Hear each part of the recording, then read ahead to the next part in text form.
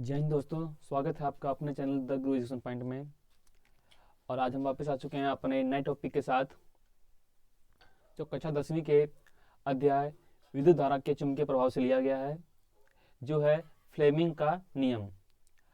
अब फ्लेमिंग, जो कि लंदन के साइंटिस्ट थे जिनका पूरा नाम जॉन एम्बर्सियो फ्लेमिंग था, जिन्होंने 19वीं सदी के लास्ट में दो नियम दिए थे, फ्लेमिंग का वाम हस्त नियम और दक्षिण हस्त नियम, जिसे इंग्लिश में बोलते हैं फ्लेमिंग्स लेफ्ट हैंड रूल और फ्लेमिंग्स राइट हैंड रूल। तो एक एक करके इनको हम जानेंगे कि क्या होते हैं और इनका इस्तेमाल कहाँ किया जाता है। तो चलिए बिना वक्त गवाए शुरू करते हैं। तो पहला है हमारा टॉपिक फ्लेमिंग का वाम हस्त नियम। फ्लेमिंग का वाम हस्त नियम।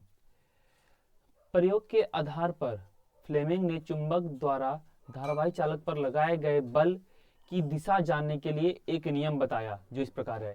यानी इसका इस्तेमाल कहाँ किया जाता है? किसी धारावाहिक चालक पर लगाए गए बल की दिशा जानने के लिए। इसके नियम के अनुसार ऐसा है कि आप अपने बाएं हाथ की तर्जनी, मध्यमा और अंगूठे को परस्पर लंबवत इस प्रकार फैलाएं। यदि तर्जनी चुंबकीय क्षेत्र की दिशा और मध्यमा धारा की दिशा दर्शाता हो, तो अंगूठा धारावाही चालक पर बल की दिशा व्यक्त करेगा।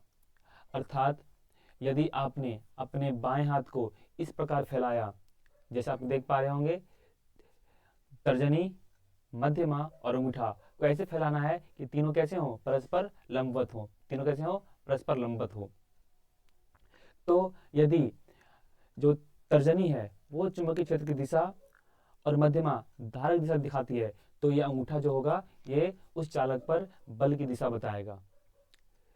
यदि तर्जनी चुंबकीय क्षेत्र, ये जो तर्जनी है क्या बता रहा है? चुंबकीय क्षेत्र, और ये धारा की दिशा बता रहा है, और ये अंगूठा इस पर लगे हुए बल की दिशा बताता है। इसी को बोला जाता है फ्लेमिंग का वामहस्त नियम। जहाँ पे जहाँ पे जो तर्जनी है वो दिखाता है आपको चुंबकीय क्षेत्र, और मध्यमा दिखाता है आपको धारा की दिशा, और ये अंगूठा होता है आपका बल की दिशा बताता है। तो चलिए आगे चलते हैं। अगला है आपका फ्लेमिंग का दक्षिण हस्त नियम। फ्लेमिंग का दक्षिण हस्त नियम, इसका इस्तेमाल कहाँ किया जाता है? देखते हैं। प्रेरित विद्युत धारा की दिशा फ्लेमिंग के दक्षिण हस्त नियम से प्राप्त की जाती है। यानी कि किसी चुंबकीय क्षेत्र द्वारा यदि कोई धारा उत्पन्न होती है, जिसे हम प्रेरित विद्युत धारा के नाम से जानते हैं, उसकी दिशा जानने के लिए हम लोग फ्लेमिंग दक्षिण हस्त नियम का इस्तेमाल करते हैं। इसमें क्या करते हैं? आप अपने दाहिने हाथ की तर्जनी, मध्यमा और अंगूठे को परस्पर लंबवत इस प्रकार फैलाएं। यदि तर्जनी चुंबकीय क्षेत्र की दिशा, अंगूठा चालक के गति की दिशा को व्यक्त करे, तो मध्यमा चालक में प्रेरित विद्युत धारा की दिशा व्यक्त करेगी। यानी कि यदि हम अपने दाएं हाथ के तर्जनी, मध्यमा और अंगूठे को इस प्रकार फैलाएं कि तीनों कैसे हो? परस्पर लंबवत हो। परस्पर कैसे हो? लंबवत हो। तो हमारा जो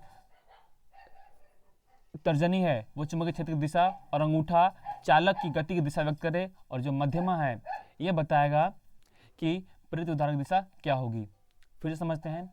फ्लेमिंग के दक्षिण हस्त नियम के अनुसार अपने दाएं हाथ की तर्जनी, मध्यमा और अंगूठा को इस प्रकार फैलाना है कि तीनों परस्पर लंबवत हो। तो जो तर्जनी है वो बताएगा चुंबकीय क्षेत्र, और अंगूठा चालक की गति, और जो मध्यमा है ये बताएगा कि चालक में किस दिशा में धारा उत्पन्न होगी, यानी कि प्रेरित धारा की दिशा बताएगी। चलिए एक बार रिकैप कर लेते हैं दोनों नियमों को। फ्लेमिंग का वामहस्त नियम, इसके अनुसार अपने बाएं हाथ की तर्जनी, मध्यमा और अंगूठे को फैलाना है। और इसमें क्या होता है? तर्जनी चुंबकीय क्षेत्र और मध्यमा धारा की दिशा बताती है, तो जो अंगूठा होता है ये धारावाहिक चालक पर बल की दिशा को बताएगा। यानी कि फिर से देख लीजिए, वामहस्त नियम, तर्जनी चुंबकीय क्षेत्र, धारक दिशा और ये अंगूठा बताएगा उस पर बल की दिशा। अब चलते हैं अगले नियम पर, फ्लेमिंग का दक्षिणास्थ नियम, जिसके अनुसार आपको अपने दाएं हाथ की तर्जनी, मध्यमा और अंगूठे को फैलाना है। जहाँ पर जो आपकी तर्जनी है बताएगी चुंबकीय क्षेत्र की दिशा, और जो अंगूठा है वो बताएगा चालक के गति की दिशा, और तो मध्यमा होगा वो बताएगी आपकी प्रेरित धारा की दिशा। तो मैं उम्मीद करता हूँ कि आज की ये क्लास आपको समझ में आई होगी, जिसमें हमने डिस्कस किया है कि फ्लेमिंग का वामस्थ नियम क्या है, फ्लेमिंग का दक्षिणास्थ नियम क्या है, फ्लेमिंग का लेफ्ट हैंड रूल और राइट हैंड रूल।